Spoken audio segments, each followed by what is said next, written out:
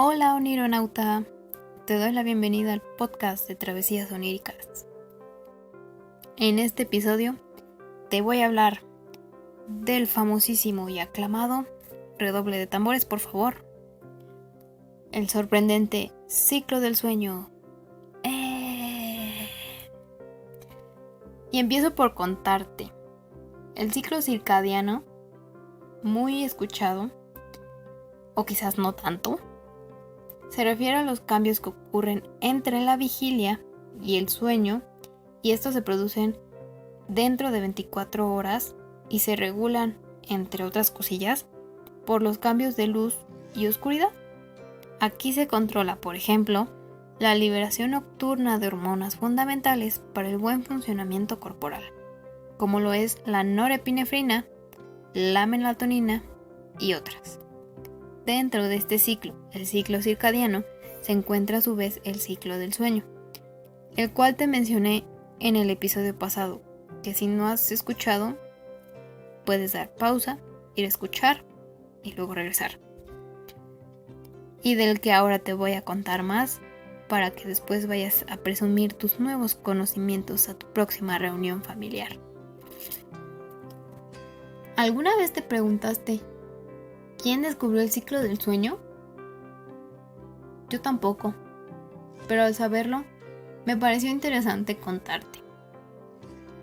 Verás, hace algunos añitos, por allá de 1953, que pareciera que fue ayer, el excéntrico profesor Nathaniel Kleitman y su aquel entonces estudiante Eugene Aserinsky estaban experimentando lo que pasaría conectar a un individuo sano mientras dormía a un aparato de encefalograma o EKG, el cual se encarga de medir la actividad eléctrica de nuestro encéfalo, cosa que era bastante estrafalaria para la época.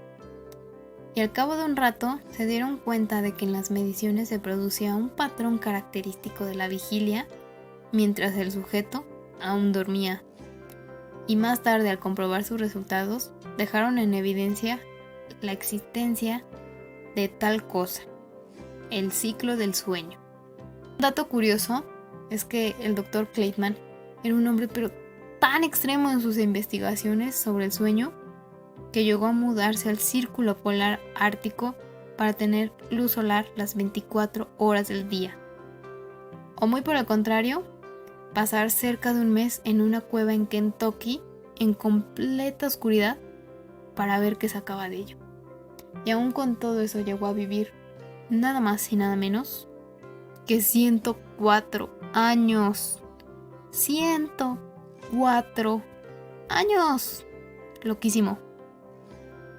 El ciclo del sueño se divide fundamentalmente en dos partes, lo que es la fase no REM y la fase REM. Dentro de la fase REM, a su vez se van a encontrar 4 etapas, conocidas como N1, N2, N3 y N4. Pero todo inicia desde que estamos despiertos, en el estado de vigilia, que pronto pasa a convertirse en la etapa N1.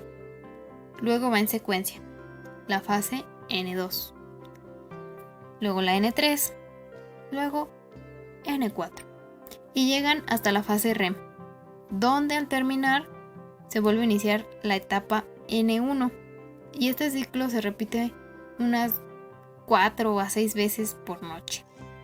Así que lo normal es que cada noche se alternen estas etapas mientras dormimos, y en realidad aún no se sabe por qué, no se tiene muy claro. Y la alteración o la ausencia de alguna de estas etapas se asocia con desórdenes del sueño. Y mientras pasan las horas, pasamos más tiempo en fase REM, y la etapa 2 de la fase no REM, o sea, la etapa N2, predomina, mientras que disminuyen las etapas N3 y N4, e incluso llegan a desaparecer. Pero voy a profundizar aún más en ello, así que pasemos al conocimiento de cada etapa. Todo inicia cuando estamos despiertos. Todo ciclo, en algún momento, tiene que tener un principio y un final. ¿No es así? Bueno, pues aquí la magia va a iniciar estando despiertos, pero desde luego que vamos a estar con los ojitos cerrados. Normalmente con los ojos abiertos se producen ondas alfa y ondas beta. Estas ondas son un patrón producido por la actividad eléctrica del encéfalo cuando las neuronas se comunican entre ellas. Así, las ondas alfa tienen una frecuencia de 8 a 12 Hz, que son las veces que se repiten por segundo.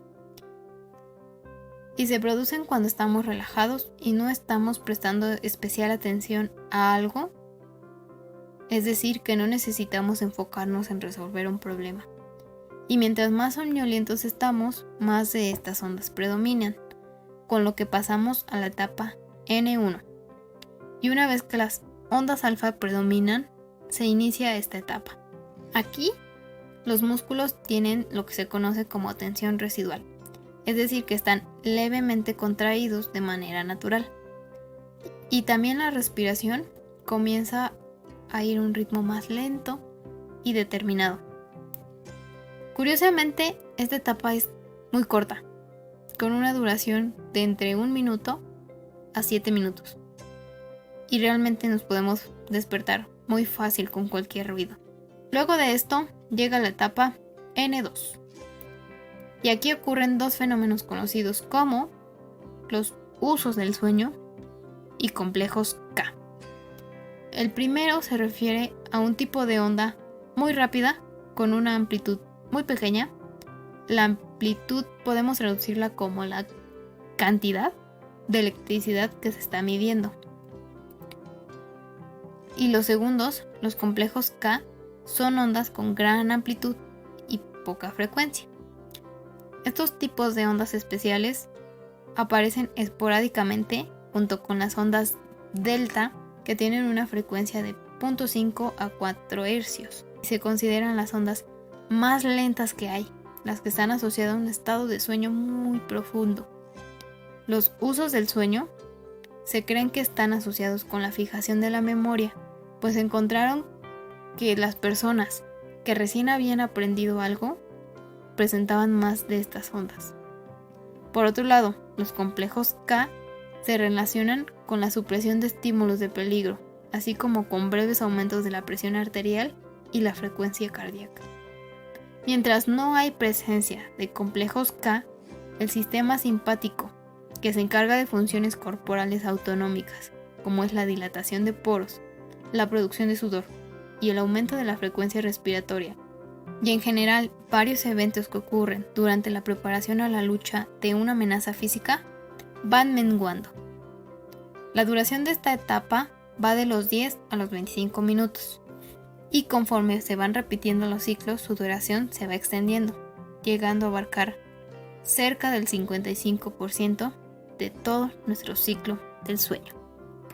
Luego de la etapa N2 pasamos a la etapa N3, donde no hay mucho que contar, solo que dura unos minutos y que aquí la principal característica es que cambian mayoritariamente las ondas a ondas delta. Ya no hay tanta presencia o presencia nula del otro tipo de ondas, como las que te conté anteriormente, los usos del sueño y los complejos K. Luego de pasar de N3 a N4, se llega a la etapa de sueño más profunda, donde es muy difícil despertar a alguien. Aquí, las ondas delta son predominantes, y es durante esta etapa que el organismo se pone su chalequito de seguridad y se pone a reparar los tejidos.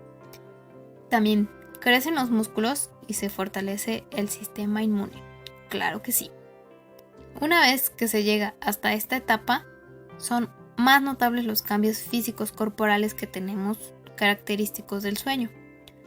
Por ejemplo, la disminución en la temperatura y en las frecuencias cardíacas y respiratorias, así también como la disminución de la presión arterial.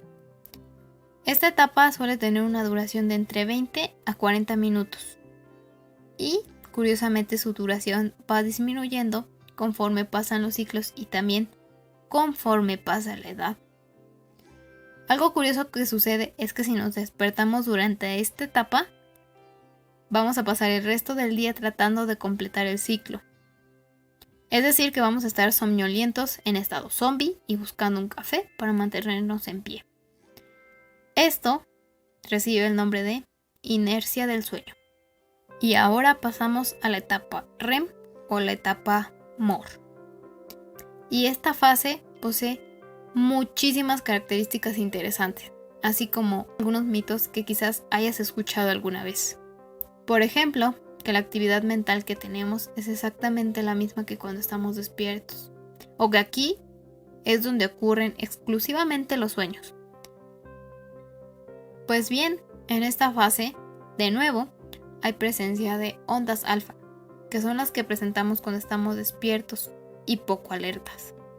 Pero también hay presencia de ondas teta, que tienen una frecuencia de 3 a 7 Hz y que generalmente están presentes cuando estamos muy relajados. Y es por eso que se dice que la actividad mental es la misma. Pero si estás escuchando con atención, te darás cuenta que en realidad no es así. Es similar, pero no es la misma.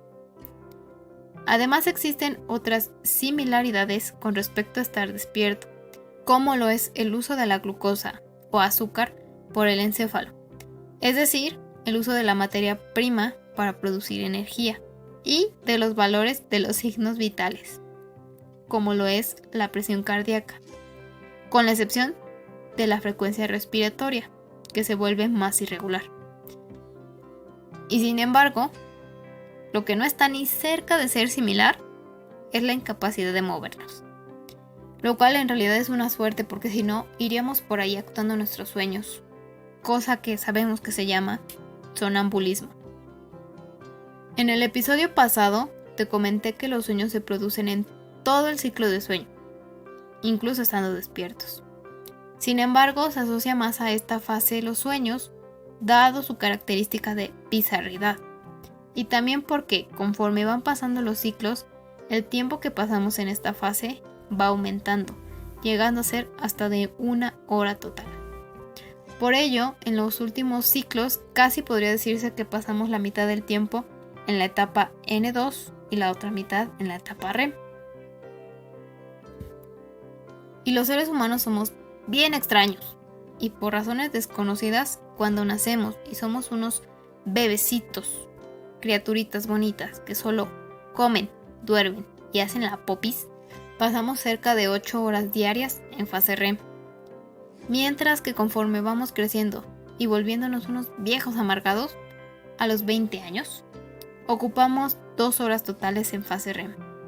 Ya para la edad de la sabiduría, a eso de los 70 años, solo pasamos 45 minutos en fase REM. Todo esto, claro, por día. Y para recapitular, entonces, cada noche atravesamos de 4 a 6 ciclos de sueño, cuyas fases son principalmente no REM y REM. La fase no REM se divide en la etapa N1, N2, N3 y N4. Y la duración de cada una de estas etapas va cambiando de ciclo en ciclo hasta que casi solo se dividen entre la N2 y la fase REM. También ocurren cambios físicos como la disminución de temperatura corporal y de frecuencia cardíaca y respiratoria en fase no REM. Luego ocurre un aumento hasta casi la normalidad en la fase REM. Y hasta ahora no han quedado muy claras muchas de las funciones de estos fenómenos que se relacionan con dormir y con los sueños. Pero afortunadamente sí han aumentado la cantidad de personas, de científicos, que están involucrados con sus estudios. Esperemos que sigan existiendo investigadores excéntricos como el Dr. Fleitman, que con sus ocurrencias nos permitan seguir teniendo información valiosa que podamos compartir con los demás. Lo que ahora hay es mucho sueño. Es hora de ir a mimir. Sueña bonito, vive mejor.